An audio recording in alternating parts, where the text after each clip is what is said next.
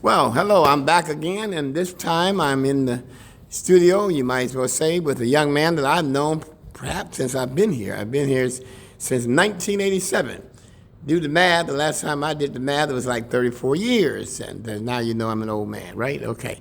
But this young man, I've known those many years before I became the mayor of the city of Riviera Beach for the 12 years, during that years, and before, during, and after.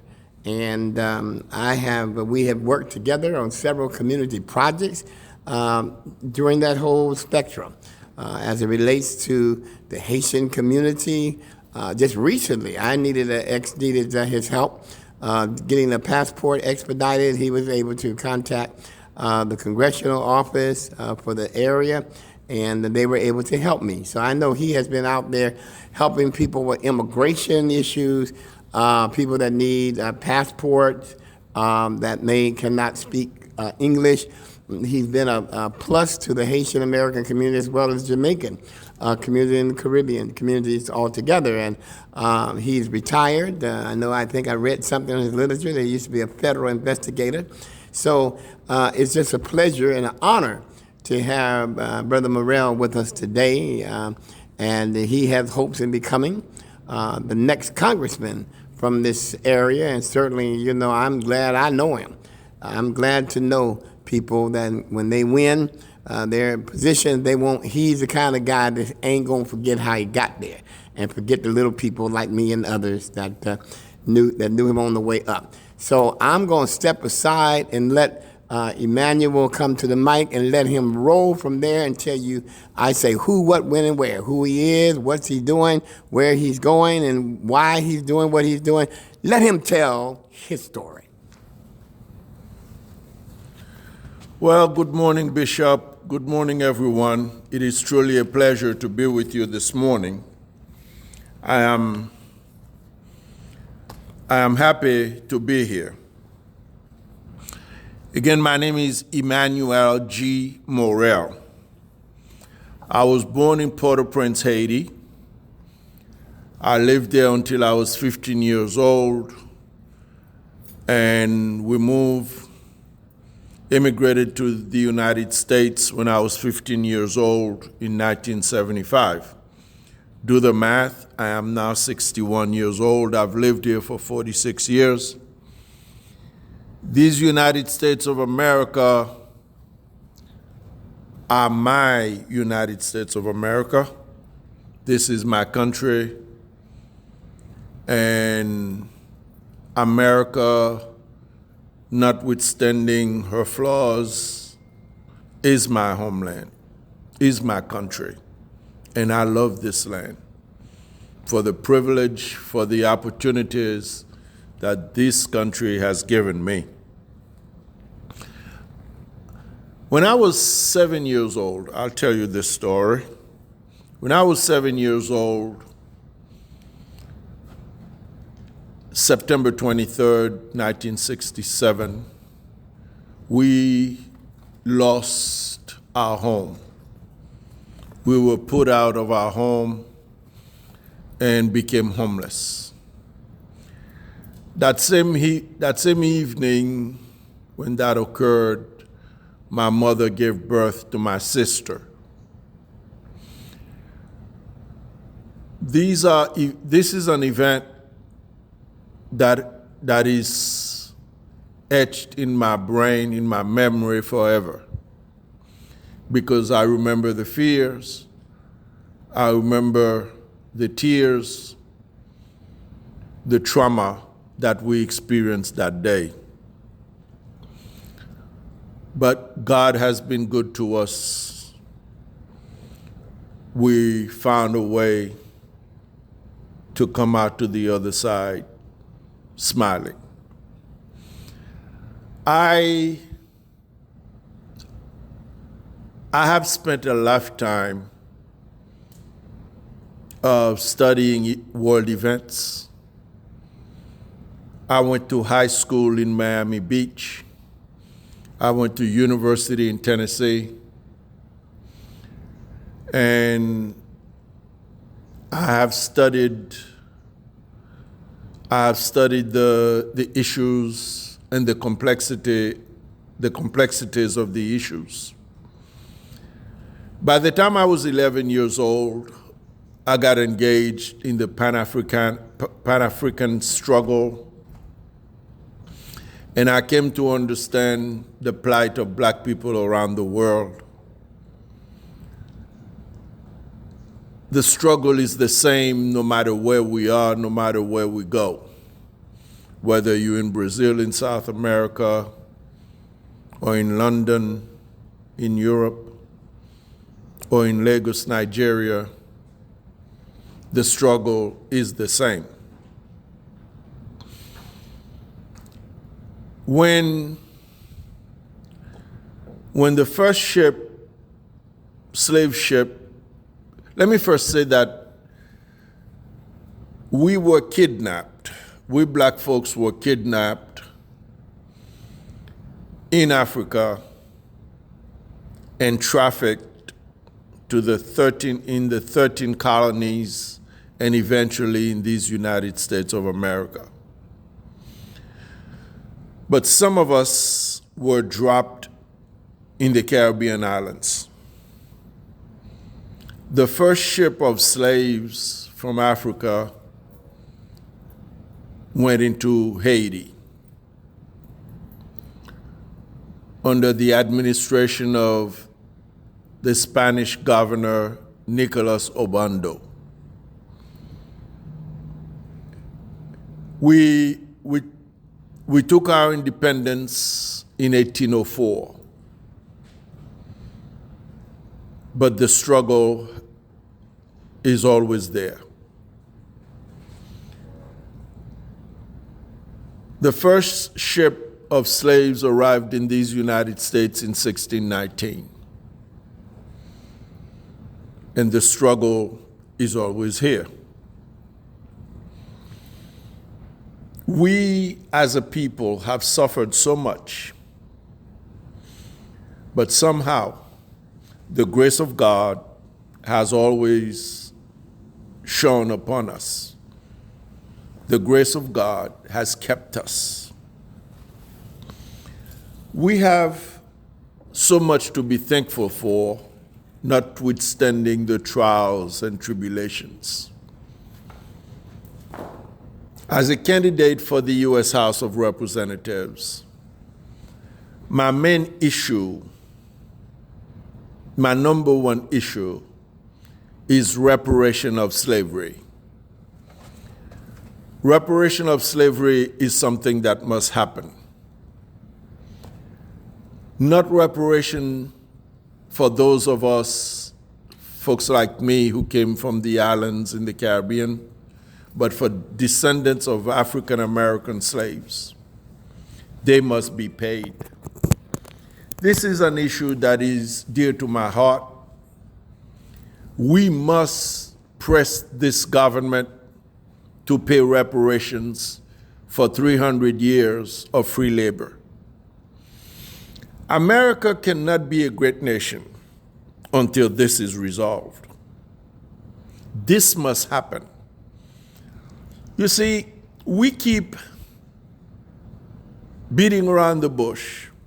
We don't go directly to the issue as to why our communities are so dilapidated, why our people are so poor.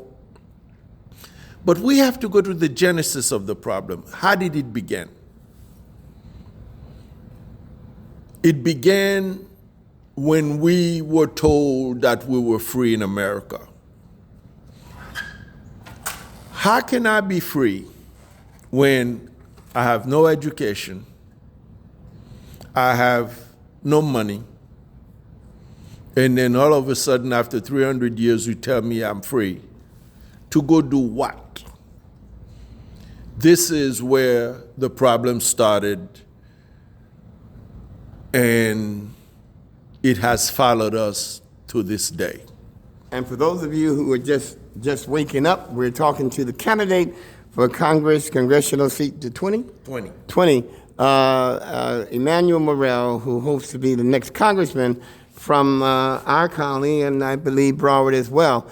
Emmanuel, let me just ask you, jump in here and ask you, reparations, yes, I'm on board with that. But let me ask you, how is it done? Is it to who gets the reparations? Our grandparents, our parents?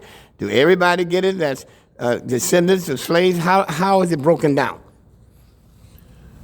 Thank you so much for the question, Bishop. It has to be, as you know well, all the slaves are dead. It has to be to their descendants. We know how to do it because we did it with the Japanese. After Pearl Harbor was attacked by the Japanese government, America arrested all the Japanese Americans and interned them and put them in camps. But years later, America paid them reparations. America found a way to pay them reparations. The Germans are still paying reparations to the Jews for their crimes during World War II. It's not that we don't know how to do it. We know how to do it. And let me say this, we're not talking about personal, individual culpability. We're talking about institutional culpability. This was something that was done by the United States government. We're not blaming one individual. We're saying to the United States of America, this is what was done. You know the crimes that were committed, and we're asking for payment. Our ancestors worked for 300 years and never got paid. Let me put it this way to you. I was a federal investigator. I used to investigate companies. I had the awesome task of investigating companies. When I did an investigation, the statute of limitations under the Fair Labor Standards Act is 2 years. It was, and it still is 2 years.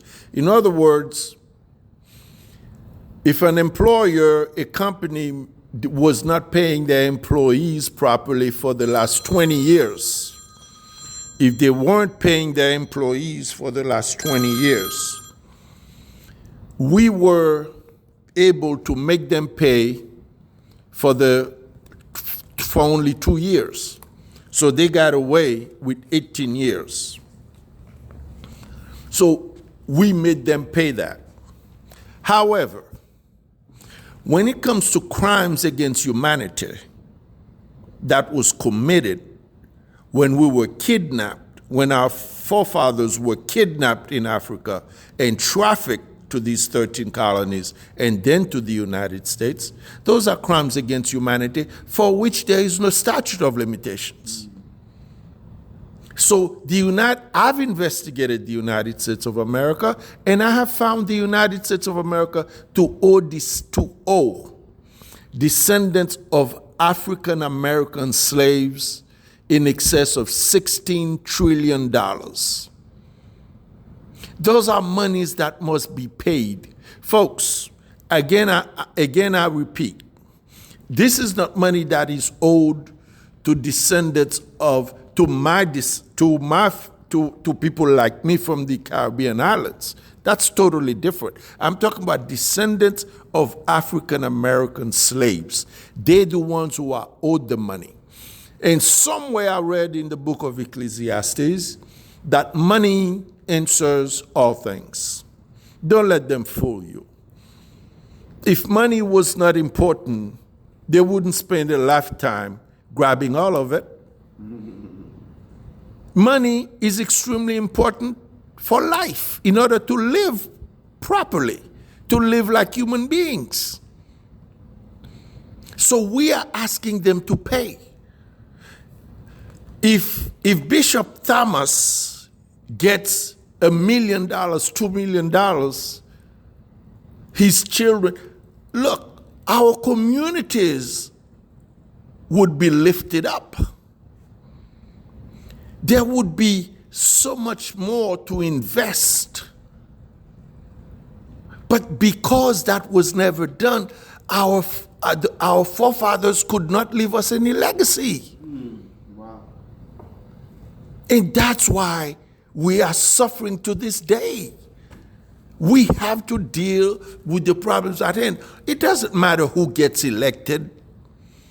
They have tricked us into believing that by electing black folks, things are going to change. Things cannot change if the system remains the same and the system does not want to pay what it owes. And with that point, I want to kind of transition to some of the other areas of interest that I know you're very passionate about: housing, healthcare, employment, the Black Lives Matter movement, criminal justice, some of those other issues that you have been talking about during the campaign. Can you spend a few minutes talking about some of those issues, and once elected, what you're going to do and will do in Congress as it relates to healthcare, housing, education, voting rights, and some of the other pressing issues in the community? Thank you, Bishop.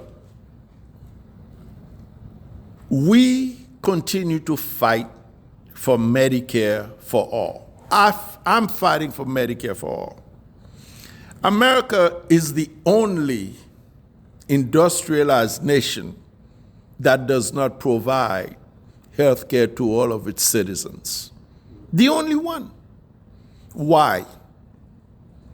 Because once slavery is out of the way, you now have what is called indentured servants.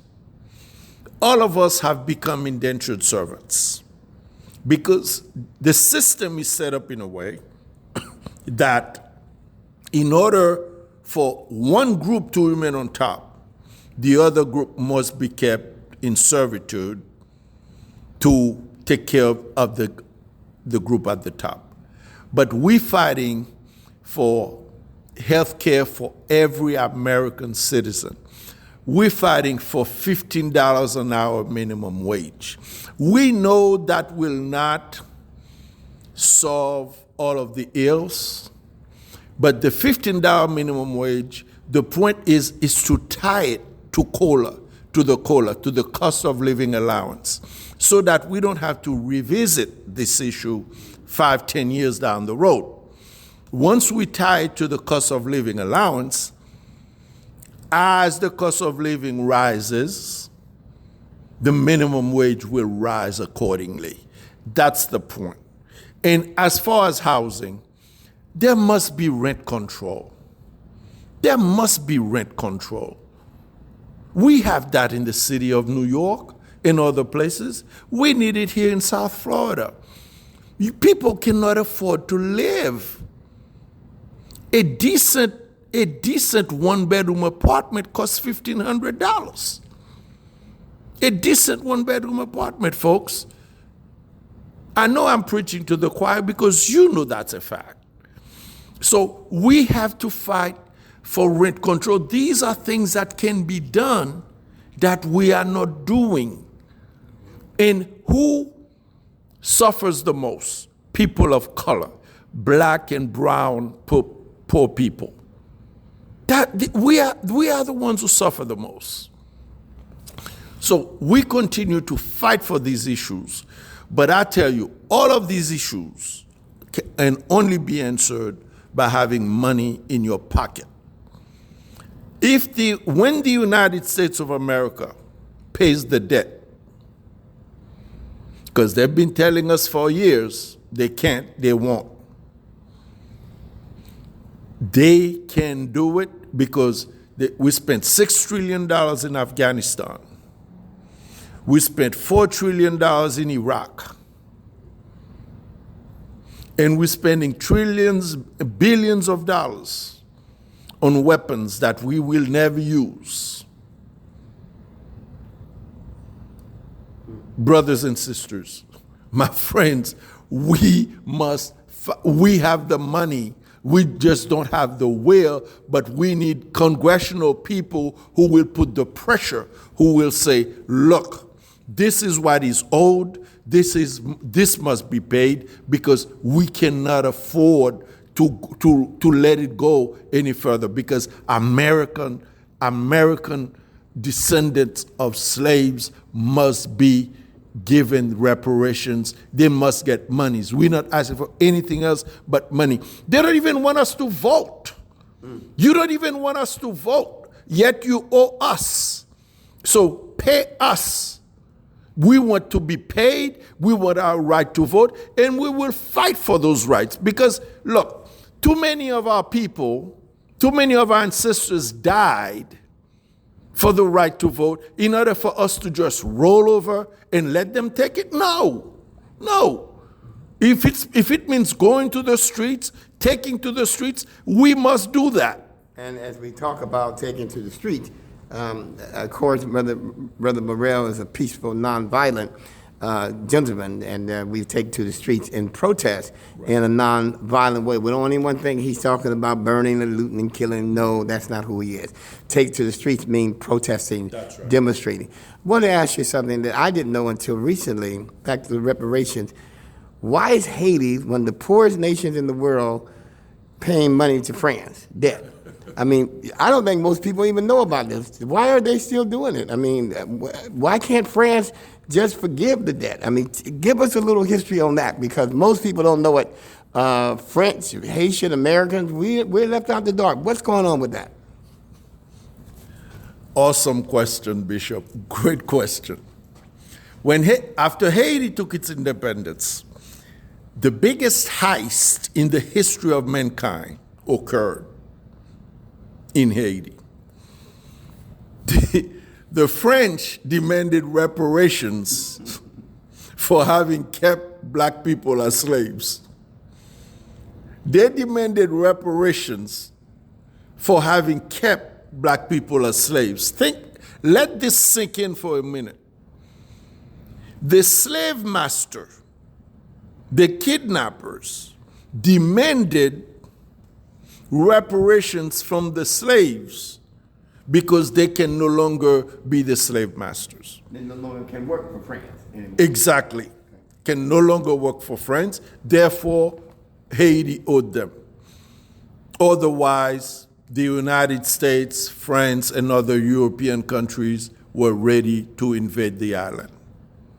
So the Haitian government, under President Boyer, signed a deal to pay the French government.